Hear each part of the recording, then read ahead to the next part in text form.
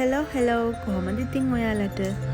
ඔන්න ඉතින් අද නම් මගේ බ්ලොග් එක මං ඉන්න ගමේ කොහොමද හෙලෝවීන් වලට තිබුණේ කියලා. ඇත්තම කිව්වොත් ලංකාවෙද්දි නම් මට හෙලෝවීන් ගැන ලොකු අයිඩියා එකක් තිබෙන්නේ. ඉතින් මේ මගේ ලොකු පුතාගේ දෙවනි හෙලෝවීන් එක අපි සෙලිබ්‍රේට් කරනවා. අපේ චූටියාගේ පළවෙනිම හෙලෝවීන් එක. ඉතින් මම මේ වෙනකොට ලංකාවට යන්න ප්ලෑන් කරලා හිටපු නිසා හෙලෝවීන් වලට ඇඳුමක් නම් ගන්න බැරි වුණා.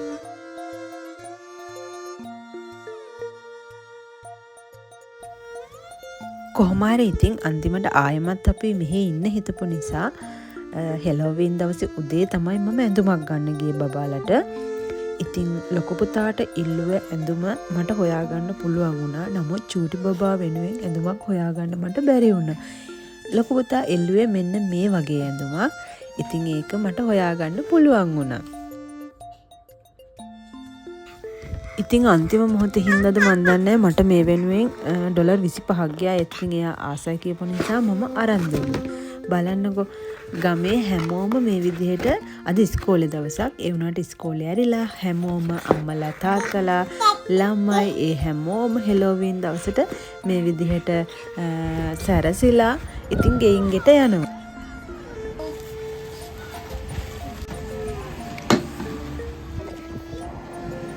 ඉතින් ගොඩාක් ගෙවල් වල මේ විදිහට ඩෙකරේට් කරලා බබාලා වෙනුවෙන් කැන්ඩිස් තියලා තියෙනවා. ඉතින් ගිය අවුරුද්දේ අපි දෙන්න මේ විදිහට යනකොට චූටි පැටියා මගේ බන්දියේ හිටියේ. ඒ වුණාට මම මීට වඩා ගොඩාක් දේවල් මේ අත්විඳ හෙලෝවීන් වලට.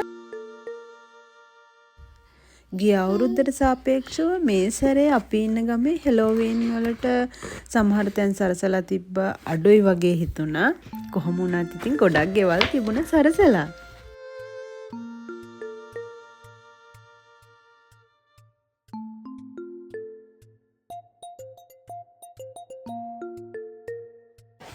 මට නම් ඉතින් මේ අත්දැකීම හරිම අමුතුයි වගේ. මොකද ඉතින් ලංකාවේ මෙහෙම මම නම් ගිහිල්ලා නැති නිසා අපේ පැටියත් ඉතින් මේ විදිහට ගෙයින් ගෙට ගිහිල්ලා චූටි අයත් එක්ක කැන්ඩිස් එකතු කරනවා. පේනවනේ ඉතින් අපේ එක්කෙනාට තියෙන සතුට. එයා හැම තැනම දුව ගෙවල් ගානේ මේ විදිහට කැන්ඩිස් එකතු කරනවා. මම නම් ඒකට හරිම කැමතියි. මොකද ඉතින් ගෙවල් ඇතුළට වෙලා හිර වෙලා ඉන්නවට වඩා මේ විදිහට ගම වටේ ඇවිදින වෙනස්ම අත්දැකීමක්නේ.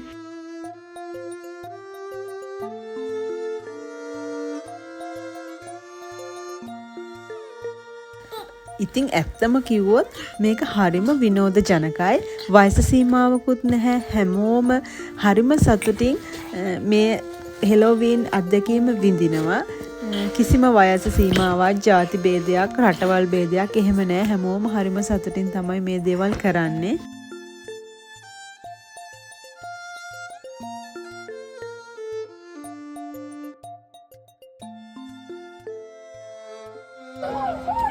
ඉතින් මේ ගෙදරට යනකොට කැන්ඩිස් ඉවර වෙලා ඒත් එයාලට එන අයව සතුටු කරන්න ඕන නිසා මේ විදිහට ෆොටෝස් ගත්තා. මේ අපි දැන් යන්නේ එයාලගේ ඉස්කෝලේට. බලන්නකො එතන තිබුණ දේ හරි වෙනස්ම විදිහේ දෙයක් ඉතින් එතන තිබුණේ. ඉතින් මේ ප්‍රෙග්නන්ට් අම්මා මේ අර බඩේ හෙලෝවීන් විදිහට ඇඳගෙන හිටියේ. මම ගොඩක් වීඩියෝ කරන්න ගියේ නැහැ ඉතින්. කොහොමද ඉතින් අපි ඉස්කෝලේට එනකොට එතන බ්‍රෙඩ් එකයි සොසේජ් රෝල් එකකුයි දුන්නා. අර දන්සලක් වගේ ඒක ෆ්‍රී දුන්නේ. ඉතින් ඔන්න ඔහම තමයි හෙලෝවීන් දවස ගෙවුනේ. කොහොම හරි අපේ බබා මෙන්න මේ වගේ ගොඩාක් කැන්ඩිස් එකතු කරලා තිබුණා.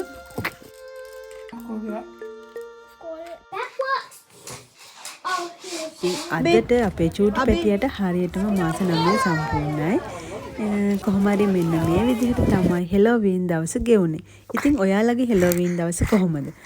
එහෙනම් ආයෙමත් ලස්සන බ්ලොග් එකකින් ආය අපි හමු වෙමු. එතකම් සතුටින් පරිස්සමෙන් ඉන්න.